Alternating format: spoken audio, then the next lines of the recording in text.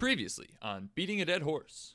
This week we watched Kingsman. We're gonna keep shit positive this week, so expect nothing but good things. This might low-key be one of my top 5 favorite movies. This is a dark horse. I absolutely adore this movie. I honestly am struggling to see how they could top this one, but I'm still very much looking forward to seeing them try. So definitely come back next week as we dive into whether or not it worked and how they did and did not handle death. And now, the exciting conclusion. Oh no, it didn't work. Standing on that ledge, you think you're gonna fly.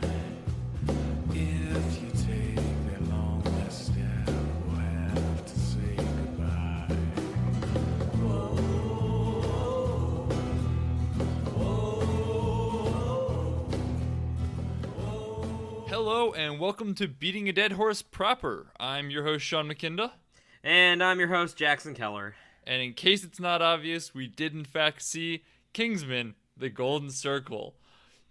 And in case it also isn't obvious, we're not the biggest fans. So to play catch up for those of you who didn't watch our episode on the first Kingsman, which you should because it was a great episode, but in case you didn't, in case you're joining us for the first time, we really love the original Kingsman. We thought it was a smart, funny movie.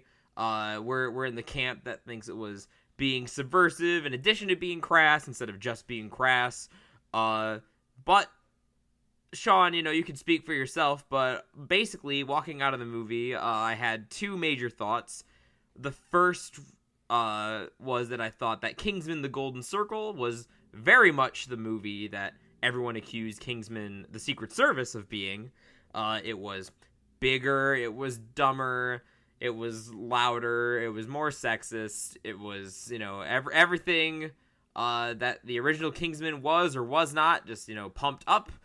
Classic, sequel bloat syndrome. And then, remarkably, though, despite that, the other main thing I was thinking walking out of the theater is how, once we got done recording this episode, I probably would never think about this movie again.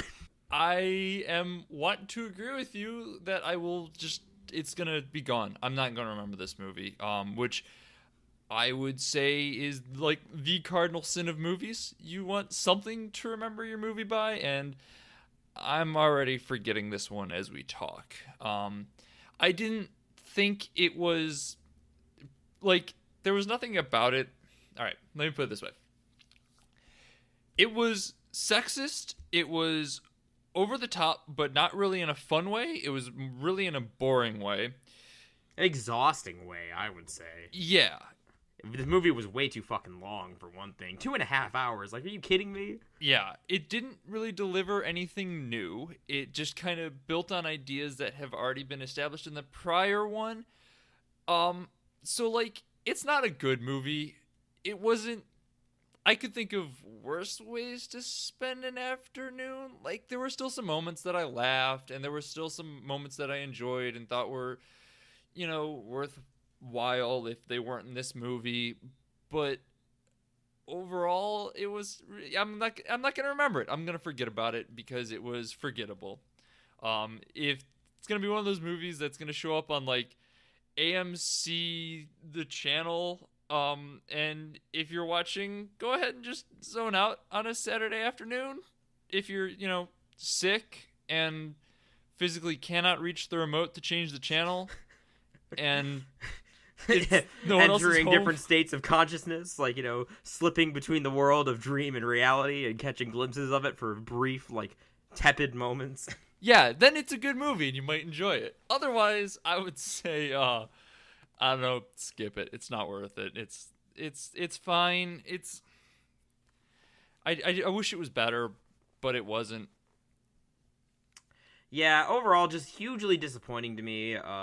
Like I said, the first one is like a dark horse for being in probably one of my favorite movies. I thought it was clever. I thought it was sharp. I thought it was smart. Thought it was well paced. And this one isn't any of that. And I wasn't expecting this to be as good as the first one, but I think what's keeping me from giving it the same, like, it's fine if you have the time, sort of assessment that Sean did, I think what's gonna, like, edge me over into telling people to stay away is that despite maybe, like, having some good moments, I think it really boils down to just, like, being way too fucking long. Like, I can't in good conscience, like, recommend that someone sit through like 2.5 hours of this when there are just so many other better ways that you could be spending your time.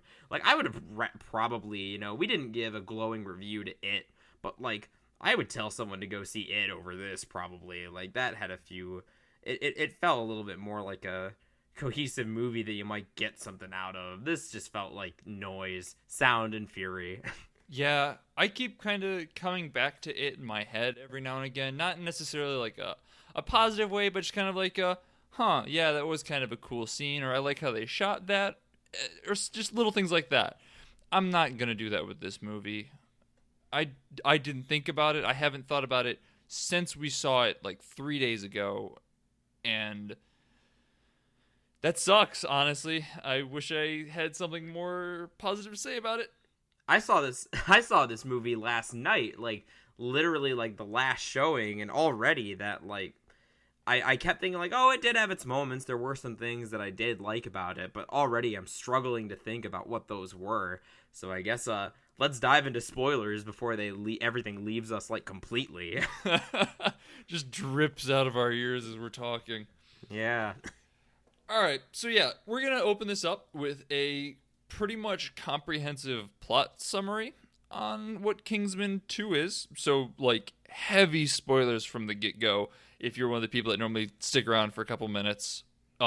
So, Kingsman 2, the general plot of it is the Golden Circle is a drug ring headed up by Julianne Moore, who is playing a kind of psychotic, 50s loving mom style character. She very quickly blows up everyone in the Kingsman, so they're just dead and gone, before slowly revealing to us that her ultimate plan is to poison her drug supply so that the President of the United States will end the war on drugs, because everyone in the world who has recreationally used these drugs has this toxin in them that only she has a cure for, and as soon as the war on drugs is over, everyone will get their cures and everyone will live and we'll all be happy and free. So right off the bat, this plot doesn't really impress me, and that sounds like a ultra, like, pithy, like, ultra, like, snobby way to talk about a series of goofy spy films, but I think that it's pretty emblematic of the problem with the movie as a whole, and that's the fact that, like, so we have this drug plot line, and that's just the main plot line. There are about, like, 5 other, like, fucking subplots, but this is the main one. Like, the Statesmen don't even get mentioned, the American Kingsman counterparts, and that's because they don't really amount to doing much. If you like Channing Tatum, as I do, and wanted to see him, like, be a goofy cowboy, well, better hope he plays a goofy cowboy in another movie, because he gets literally put on ice, like, after his first appearance. Well, he shows up at the end looking like we're gearing up for Kingsman 3 with Channing Tatum, so get excited for that. God, the last thing I want is Kingsman 3 if it's going to be just like this. Well, they say in trilogies, the second movie is usually the best, so it's all uphill from here. Whew! But yeah, so, this drug plot is, if you're astute, and particularly watched our previous episode, you may realize that this is Kingsman again trying to comment on, like, a social issue. They're doing drugs instead of, poverty and, like, class tensions in this one. And, that's fine as far as, like, supervillain plots go. It fits the tone, it fits the world, but the problem is that the first one was very cohesive, and that the class struggle was evident in both the main plot and the B plot. I mean, there were just a main plot and a B plot in that one, so it was a lot easier to be cohesive, but they sort of reflected one another. In Eggsy's training, like, he's sort of grappling with the fact that he comes from, like, a lower class background and sort of has to prove himself against, like, the upper class, like, aristocrats. Valentine's big supervillain plot is something that is going to overwhelmingly like affect the poor. And so like those two plots come together in a really satisfying, like thematically coherent way. This though, it just feels like they just had a social issue because people would expect it to have a social issue because the last one did.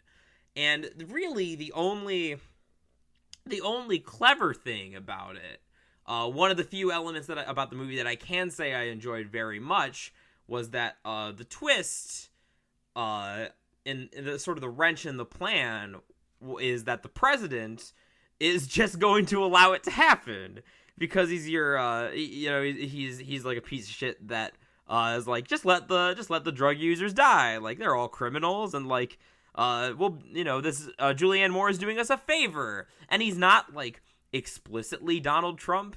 And I know that there's been a bit of controversy because I guess they remove more like explicit references. I think just because he's so much more of a major player, like it was probably the right call to make it more general. But there's enough of those traits in there. He comes across much more like a typical Republican president or like a typical conservative mindset.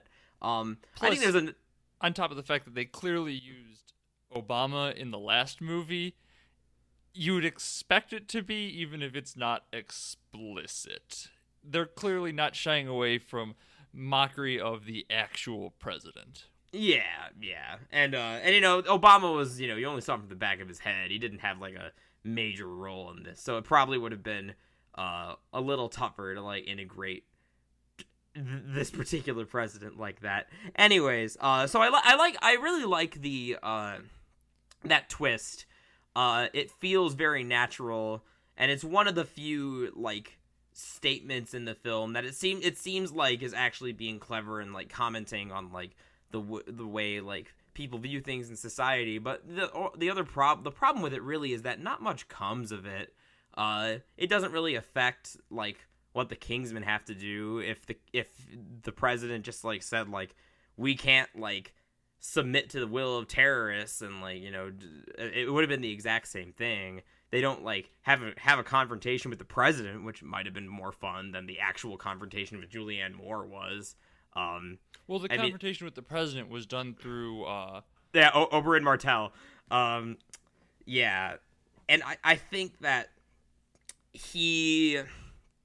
I like that. Well, the battle was overwrought and like just too much. But, like, I like that idea that, like, the statesman rather than Julianne Moore is sort of the big bad at the end. But I feel like they could have worked that into the whole, like, concept of the statesman.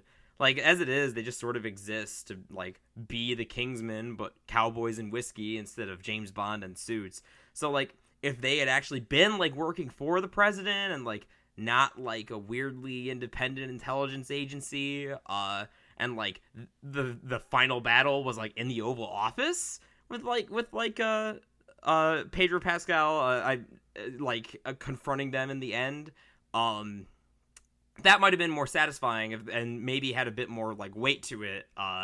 With the and maybe it's kind of like a fake out for like the climax, and maybe justifies why the like raid on the silly compound was a little less satisfying. And then you have maybe that's something a bit more clever. But as it is, it's just like, okay. Yeah, I mean, that is kind of the theme of the movie. Just, yeah, okay. Side note, not really related to anything. Pedro Pascal, him slipping in and out of his cowboy accent is, like, just hilarious. Like, it was super distracting. And, like, it felt like I was watching Doctor Strange again. Oh, no. See, I am graced and cursed with a complete inability to notice things like that. So I usually don't either, but like I don't know, something about this movie, all the statesmen had it. I mean, but he was just the most prominent one, and that like sometimes they'd like talk in their normal voice and they'd be like, them good old boys there with their whiskey, and then like mid sentence drop out. It was super funny to me. It was like one of the few like consistently like enjoyable things about the movie, but not for the right reasons. Yeah, that's usually not a great reason to enjoy a movie at that point. Now that we've kind of covered the plot and kind of the underwhelming stakes that are involved with it, let's kind of jump into who is back, because we're actually going to talk about who lived in our podcast where we talk about who lived, who died, and who deserved to die for like the first time fucking ever. Because characters from the first movie lived that shouldn't have lived. Specifically, Charlie. And Colin Firth, but we're getting there. We're getting there. Don't worry. But to open up with, we're going to talk about Charlie. Now, Charlie, if you don't know because you haven't watched the first movie, because he was a complete nothing in our conversation about the first movie, because he's a complete nothing in the first movie, is just some douche who Eggsy was up against for a Kingsman spot. He was a royal snob. He presumably died at the end of the first movie, but then we find out that no, he didn't, and he's back in the first like half a minute of this movie. And what should have been some weird shock, like, oh my god, how did he live? I just didn't care. Well, because that's the thing, is that Charlie served his role in the first movie, and he served it well enough, I thought. But, like, it wasn't, like an eternal rivalry that I was, like, interested in seeing develop. It wasn't, like, you know, this isn't, like, the classic, like, Holmes and Moriarty, or, like, you know, James Bond and Blofeld, like, if you want to stay on brand. He's just some dick. And, like, he got killed off, and he served his purpose in the plot, and we were going to move on. And the fact that the first thing we see is him coming back, and then an extended fight sequence with him and, like, his stupid Winter Soldier arm, was very off-putting to me. It was, like, the first sign that I thought I wasn't going to enjoy this movie. Just because, like, the action itself is cartoonishly, like, over the top. Because the first Kingsman, it was over the top, but it had, like, moments of real tension in there, too. So, like, when the bursts of, like, badass, like punching and stuff came, then like it felt like a satisfying like climax after some build up. The movie is just like weightless CGI action the whole way through. Yeah, it opens with over the top action. Kingsman 1 really built up into it. I mean, yeah, well, it just, you know, compare like the two openings. We talked quite a bit about the opening of the first one last time and how it's pretty understated and like it's a lot grittier, and like, you know, it's just like him jumping on the grenade. And even the ultra violence that follows, when the spy goes through and just kind of shoots everybody, it doesn't feel really over the top. It feels kind of standard spy movie. This jumps right in on over the top as Eggsy does like this car flip thing on a speeding, you know, a car going 60 miles an hour down the road. There's no build-up. It just happens, and it's jarring, and you're not ready for it. And it's, hey, remember this guy? Remember this fighting? Remember how they all were awesome the whole time in the last movie? Well, now it's back, and we're doing it all again, and you're gonna be bored. Yeah! And you're gonna be bored. And the other thing too that bothered me is that for the opening sequence of this, and that in practical terms, I was expecting kind of like an Indiana Jones sort of opening, if you know what I mean. Like, sort of we see Eggsy maybe on like a cold open on another adventure that he's sort of like wrapping up, and you get like a neat location that doesn't really have anything to do with the rest of the film, and maybe some like fun stuff. Because really, like, it basically serves the same purpose as this stupid car chase, except now we just have Charlie in a dark, like, London street. A character who wasn't that interesting the first time, and goes on to not really be that interesting. Like, you could have developed that character, potentially, but they don't. He just ends up playing more or less the same role that the leg lady did in the first one. And his gimmick is not nearly as interesting as hers, and like the actor is not nearly as charismatic as she was. Like she had the weird like Wolverine legs, and he just has a stupid robot arm, and like that's not really that fun. And the character writing isn't that good. You could have like killed him off in that first scene, and you made like another henchman. It wouldn't have made a difference. I mean, exactly. That's more what I was expecting. When you speaking to your Indiana Jones cold open, I was expecting Charlie to show up, but you kind of like, hey, he was in the first movie, remember me, and then have him die really quickly. Because he doesn't matter in this movie. It would have been kind of a, I guess, neat homage, like a quick, he's still alive somehow, but don't really worry about it. We don't need to explain why he's still alive. We're just going to have him show up and then you can kill him really quickly. Just to throw back, get that mood set again. And instead, it's an elaborate chase scene to keep this character that is about as interesting as a brick fucking wall alive for the entire movie. Something that is a little less dull, but also speaks to just kind of how uninteresting this movie is what Jackson likes to call the people burger. The people burger. So, the people burger, I mentioned that Charlie's reappearance, like, from the get-go made me feel uneasy about this movie, like, worried that it was going to be, again, like a typical big bloated sequel, and that's not a great place to be for your opening. You want your opening to be something memorable with a lot of punch, but it's not like the movie can't recover from that. What really convinced me that this was going to be exactly what it was the people burger. So we get a scene with Julianne Moore interviewing some goons, some goons to induct into her organization, the titular Golden Circle. And as part of, like, the initiation, she has one goon feed the other goon through a meat grinder and turn him into hamburger. And, like, right off the bat, it just immediately goes to, like, this is an over-the-top, like, psychopath.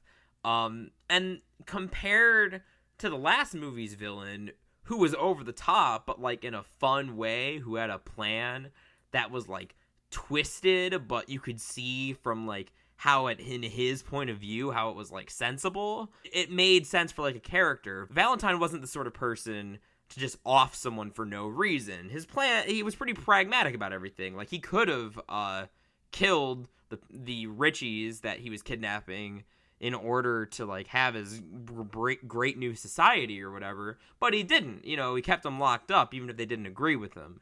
And so that was, he just made for a lot more interesting villain, because this is just so much more of the typical, prove your loyalty to me by doing this fucked up thing, and, like, that's not really interesting. And the fact that Julianne Moore is acting like Martha Stewart doesn't really make it any more interesting. It doesn't add, like, a layer to her character. She's still just, like, a ruthless drug lord. She's like a sub, like, god. Like, she, like, the starter villains on Breaking Bad were more interesting, and they were all just, like, petty drug lords too. If it was just, like, the person being ground into mincemeat, even though it's pretty much establishes right off the back that, like, Julianne Moore is not going to be nearly as interesting as Sam Jackson's character was, they go one further. She starts, like, molding the ground person into a patty, and she throws it in, like, a pan and starts cooking it. And the whole scene culminates with her forcing this new recruit into the Golden Circle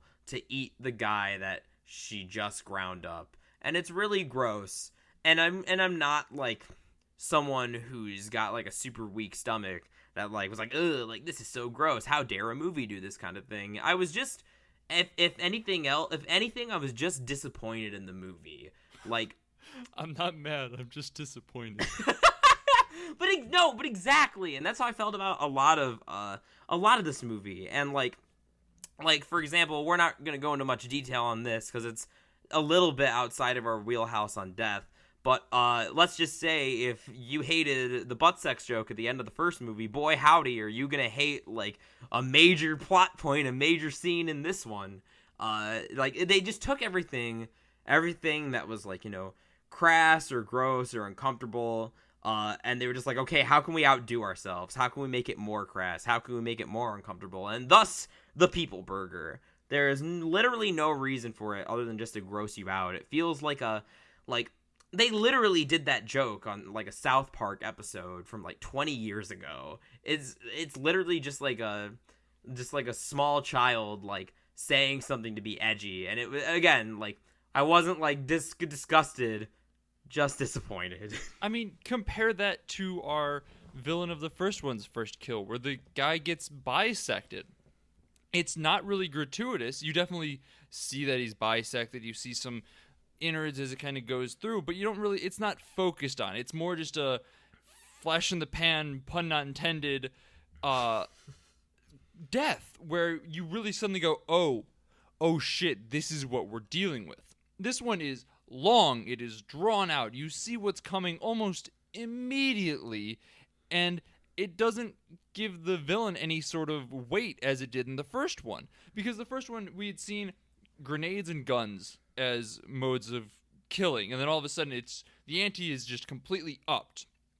In this one, we're already prepared for the ante to be pretty high up there. You're going to need to do something interesting and different, which, I mean, this is technically different, but to be interesting and different in this context, you would need to take it in a totally different way, not just make it more gory or more brutal. We already know that it's the villain. What more?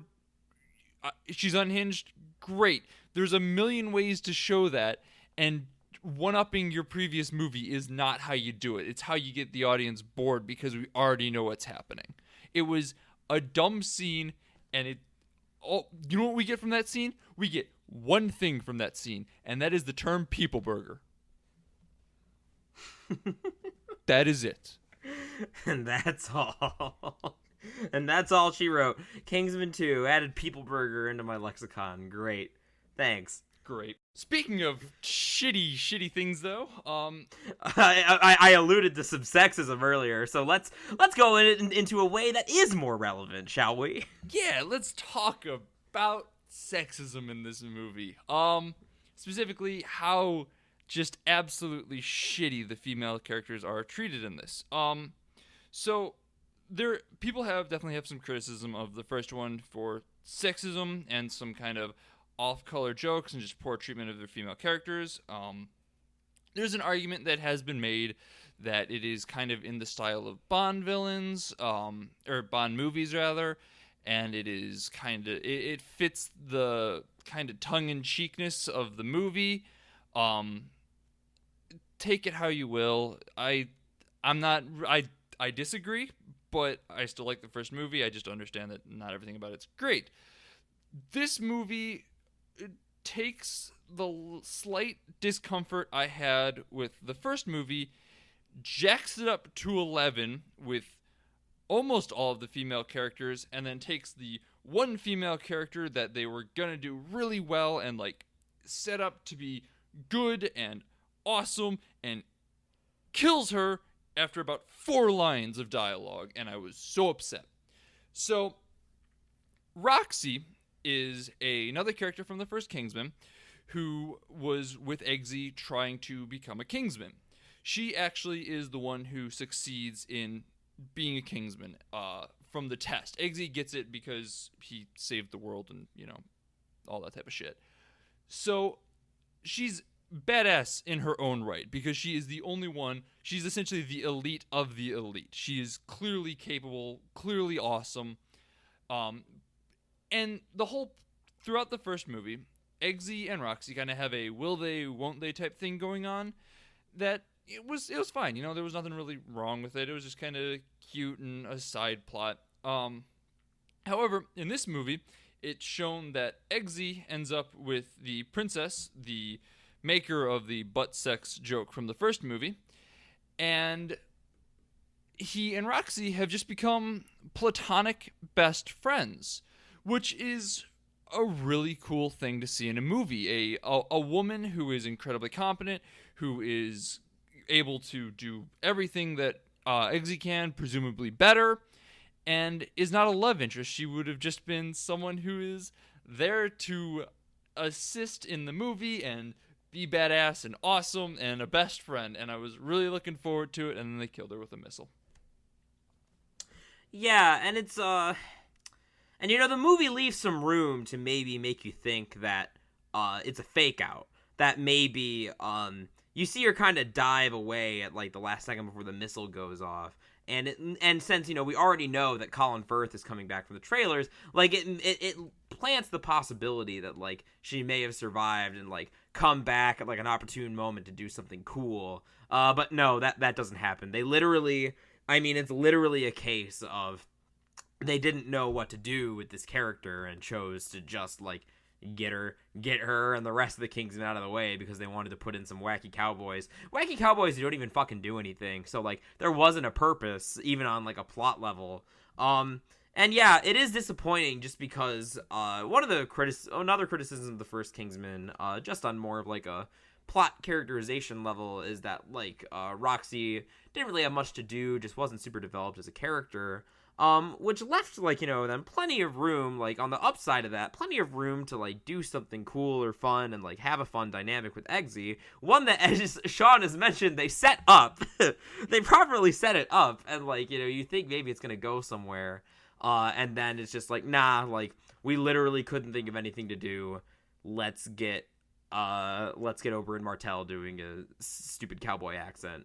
And that, I can't say that, like, when it happened, I was too shocked just because of the way the trailers had been. I had, like, seen the commentary. She's in, like, one shot of the trailer, like, one of, like, the two shots she's in the whole movie. And the trailer shows, like, the Kingsman estate getting blown away. So I pretty much went into this movie expecting her to get fridged. So I can't really say that, like, I had any sort of, like, visceral reaction, like, oh no, like, a character that we like is dead, or fuck, like, this is gross and sexist. I didn't really have any reaction either way, even though, like, it's supposed to be, like, this heavy moment of, like, oh, the Kingsmen have been, like, scuttled, like, what are they gonna do? And, like, that's the point, but it doesn't, it just felt so, again, this movie had a trailer that spoiled a lot of things and, like, implied a lot of things. Yeah. And so it felt cheap and lazy, as sexist tropes tend to be. And there really was no greater point to it than just, well, we want this movie to be more about Eggsy and Colin Firth. So, I mean, what are we going to do with Roxy? Oh, we can't find something for her to do? Oh, well, let's just up the stakes for the man by killing the woman, you know, because that's not something that happens in a million fucking movies. Yeah, stupid and dumb and bad. And see, I was thinking, like, I could make a joke here about, once again, you know, I'm not mad, I'm just disappointed, but I'm actually a little mad at this one. It really sucks, because it would have actually been something good in a movie with a woman, which would have been good on the whole. And especially, if nothing else, it could, if they needed the music festival scene, which I'm not going to talk about it because it's garbage and makes me mad to even think of. But if they needed to have that in there, and they didn't, they could have at least kept Roxy alive to counterbalance some of just the miserable sexism in this movie. I guess that for me, I'm still in the, because by that point, that would have been after the People Burger, wouldn't have been? Her death comes after the People Burger, yeah. Yeah, because I think at that point, I was still in, like, you know, not mad, just disappointed mode, just because, again, like, I had expected it, the trailers made it seem like the obvious thing, and I was holding out a bit of hope, again, that, like, maybe she'd come back and do something cool. It would have been a good twist, considering the way, like, Colin Firth's arc was shaping up. Like, if Roxy came back to be her, like, bro at the, to be Eggsy's bro at the end in, like, the final raid, or something like that. They could have done literally 100 different things with her character that would have been cool or fun, and they just couldn't be asked to think of a single one of them. God, what schlock. Nope, it just missile. I guess missiles solve everything. And you know what? If it's not a missile, it's a mine. That's right. We're going to talk about another death by explosion, because this one is kind of divisive between the two of us, and I think it's kind of interesting to discuss.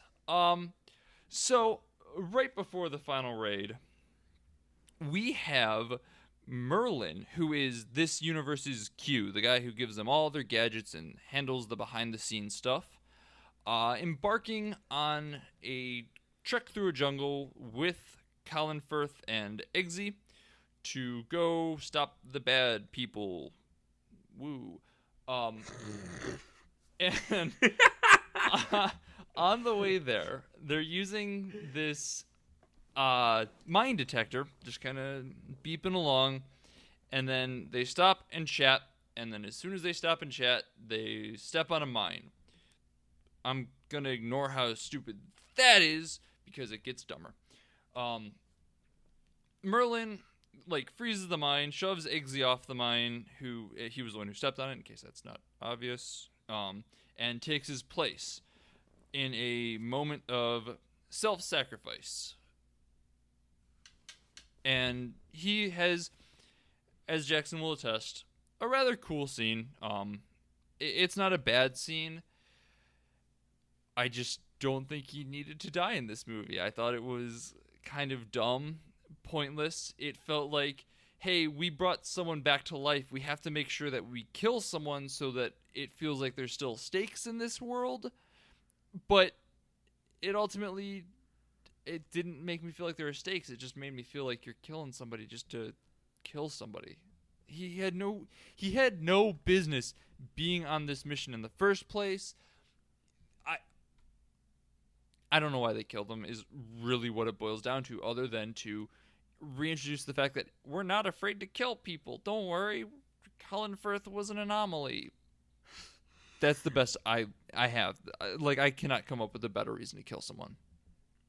Well, I don't disagree that it was a bit of a pointless scene. In fact, on like a narrative level, it's almost comical because they set up this subplot, one of like 100 fucking subplots in this movie, that Merlin is talking to the statesman's like techie person, Halle Berry, and she is mentioning how like she wanted to go out in like the field, but like due to the votes having to be unanimous, and Agent Whiskey or Pedro Pascal, Oberyn Martell, however you want to fucking call him, because he always voted no, like she never could, and like Merlin had never really felt that way.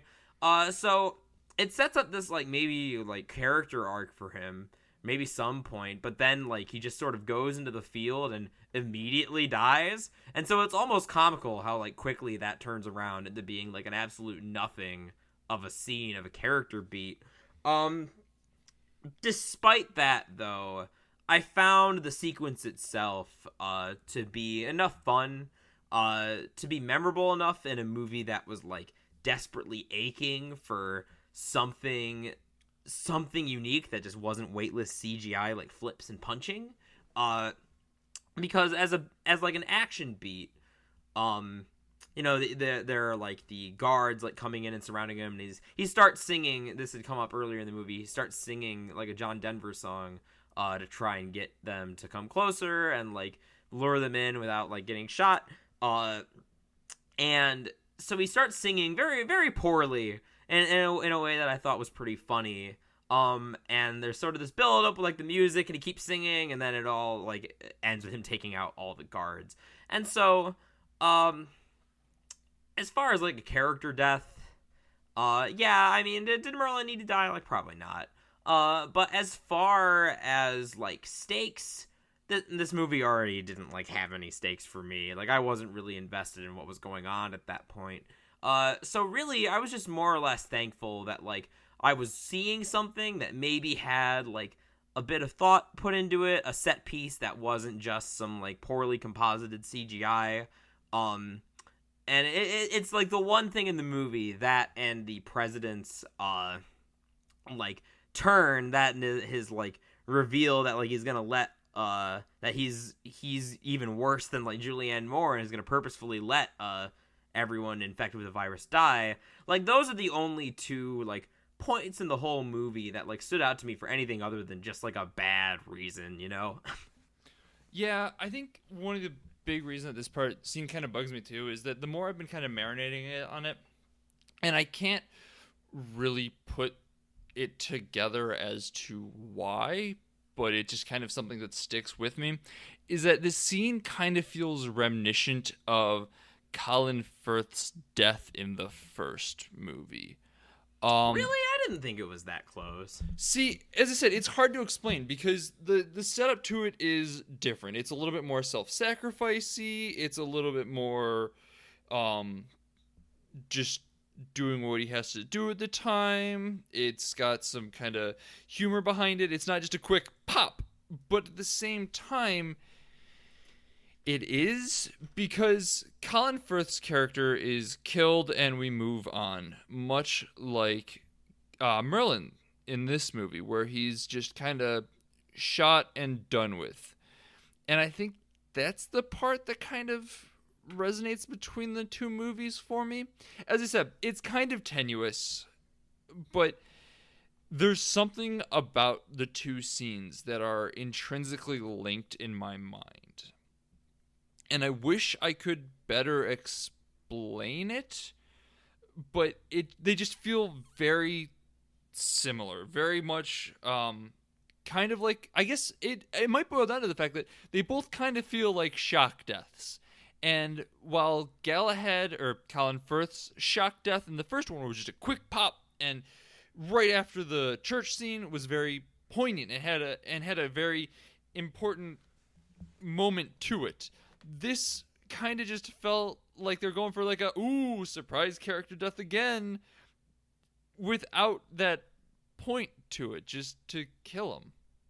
I think that's the part that really kind of sticks with me, is that they both feel like surprise shock character deaths, but one of them means something. Yeah, I mean, it definitely doesn't mean anything in this one. I guess for me, like, the Merlin death felt more like if like, this didn't happen in the first one, but say just in terms of like pacing and story structure, like say if like Roxy got killed in the original mission, like she like died in combat or something, as like a late game like upping of the stakes, like, oh, we don't have this like extra like hand, or like we don't have as much firepower, like this has changed the situation, like the final battle. I guess like the fact that like Colin Firth's death was in the middle, the turning point of the movie, made it feel structurally different to this one. I would say it was a closer analog to Colin Firth's death in this movie was Agent Whiskey's, when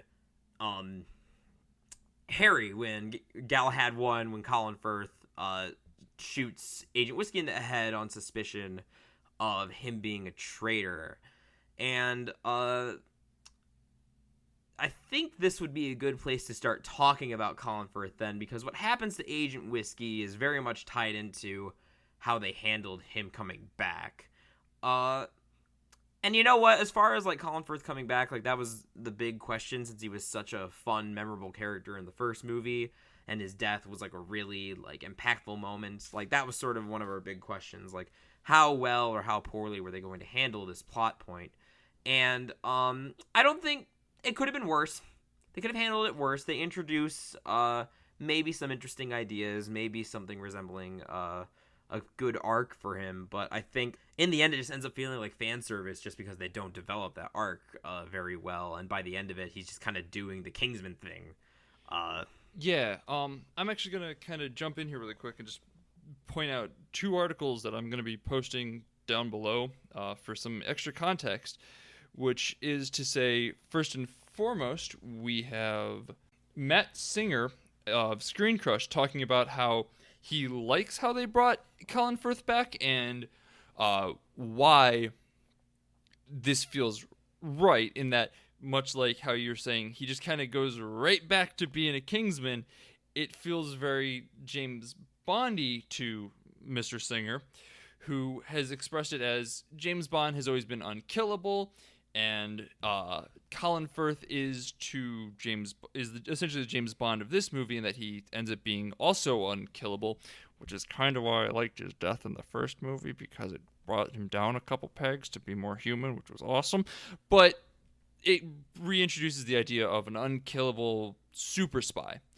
I'm also going to be posting down below an interview with Matthew Vaughn shortly after the release of the first movie, who explicitly stated that because of the popularity of Colin Firth's character, they will definitely be bringing him back, which to me feels like this movie was based around that idea, and then everything else was filled in afterwards. God, that explains so much. Ugh. I almost like retroactively want to take back some of my praise for the first movie. Like, what a fucking idiot move God. Well, so that explains a lot. We're just gonna let that one sit there.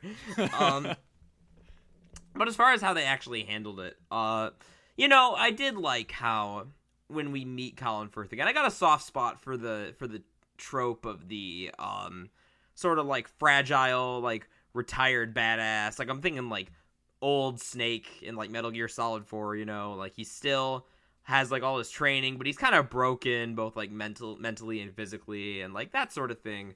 And that's sort of how his reintroduction feels. He doesn't have his memory because he had some silly like statesman goop put in his head.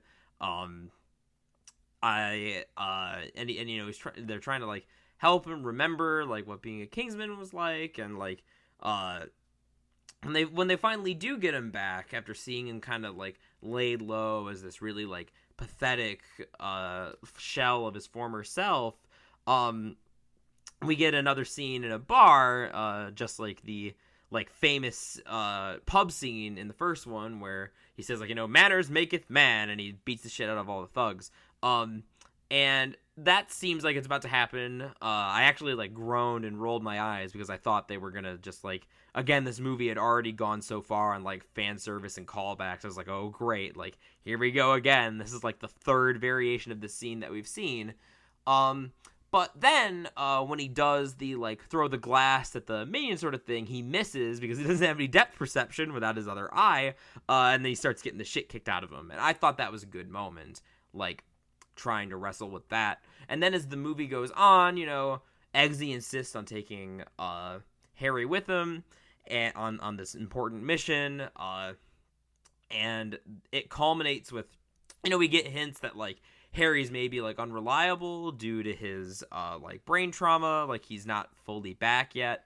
And the scene culminates with Harry shooting Agent Whiskey in the face, just because he thought that he was a double agent. And as a plot beat, I think it works in the moment, but then what's the payoff to that? Harry was right. He was correct. That's it. There's no payoff to it. And then immediately after that scene, like, they suit up and go to Julianne Moore's compound, and they just, start cleaning house, and, he fights some robot dogs, and they have a big elaborate action scene, and nothing really comes of it, even though it's a good setup. And furthermore, then they just, again, since they've already established that they've got brain juice to bring people back with, they just bring Agent Whiskey back. And they don't really do anything interesting with that either. Like, everyone knows that Harry shot him. Like, Eggsy tells them, and everyone just kind of brushes it off. Like, nah, that's cool, man. Like, it's fine. We can just brain juice him. And for me, more so than Merlin's death, that's the moment for me where it felt like the movie didn't have any stakes anymore. Like, anything that it might have had, is gone. It's gone. Like, nobody in the Kingsman universe can die by getting shot anymore. Yeah, you just need to get blown up, which apparently, god damn it, fucking just makes me even more upset about everything. But I mean, just speaking to the fact that Colin Firth just comes right back to it as the unkillable, just really kind of goes back to that whole idea of him being the 007 character that Matt Singer was talking about in his article.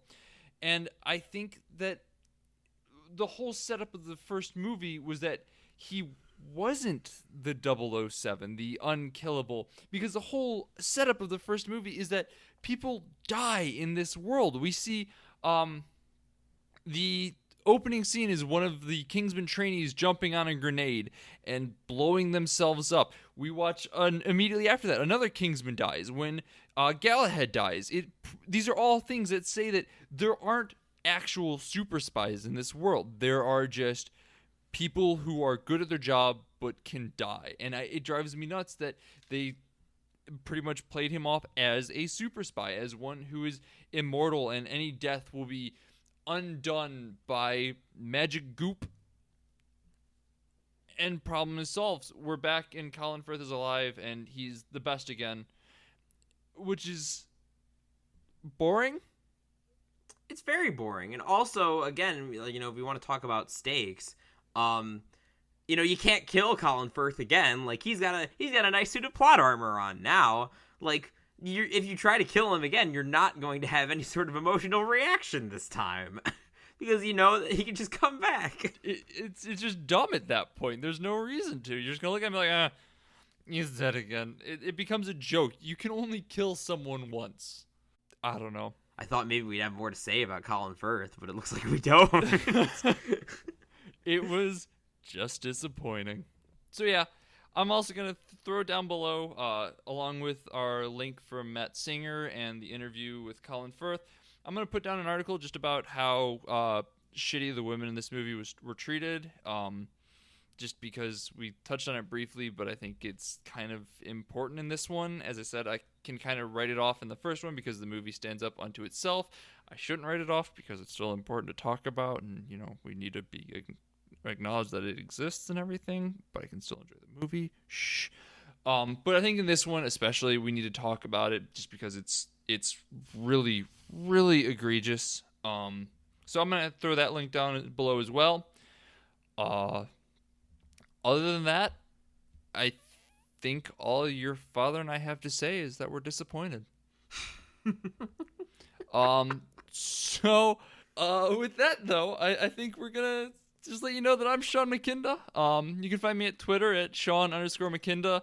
I also stream every Wednesday, Thursday, and Sunday. I've added an extra day where I'm going to be playing roguelikes on Thursday. It's just going to be me and my buddy talking about whatever roguelike we're playing that week. Otherwise, it's going to be Dad Squad playing PUBG on Wednesdays and something stupid that we find and make up as we go on Sundays. Come join us. That's over at twitch.tv/helpless_Skippy. And I'm Jackson Keller. You can find me on Twitter at JacksonJKeller. You know, I said last time that you could follow there for hot and spicy Kingsman, the Golden Circle impressions. And I mean, they're on there now. If you, after listening to this, you just want to see me say that it sucked. Because, you know, that's all I had to say about it. Because it ended up being so forgettable. So, you know, hopefully in the future, I'll be tweeting about more interesting things. Yeah, like Blade Runner, which we're going to be doing next week. Because Blade Runner 2049 is coming out, and I really like the first movie. So once again, we're fingers crossed that it's not going to be a repeat of Kingsman, which is where we're going to gush about the first one and then absolutely hate the second one. I was going to say, doing these back-to-back is kind of a dark omen. It really is. But the next movie is Denis Villeneuve. I think I pronounced his name right. I probably fucked it up. Is the director. And he did Arrival, which was absolutely incredible. I've heard nothing but good stuff about his other works. Matthew Vaughn has a couple less great things. And I know I just finished last week saying that all of his stuff is really, really good. So I guess maybe I'm just retroactively trying to make myself hopeful for this new movie. But I guess we'll find out.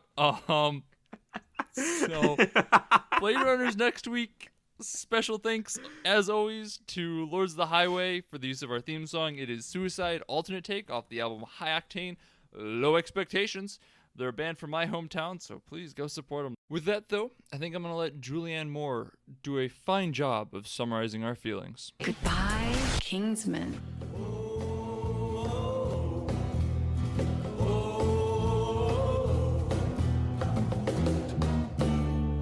Don't you go into the ground. Don't you go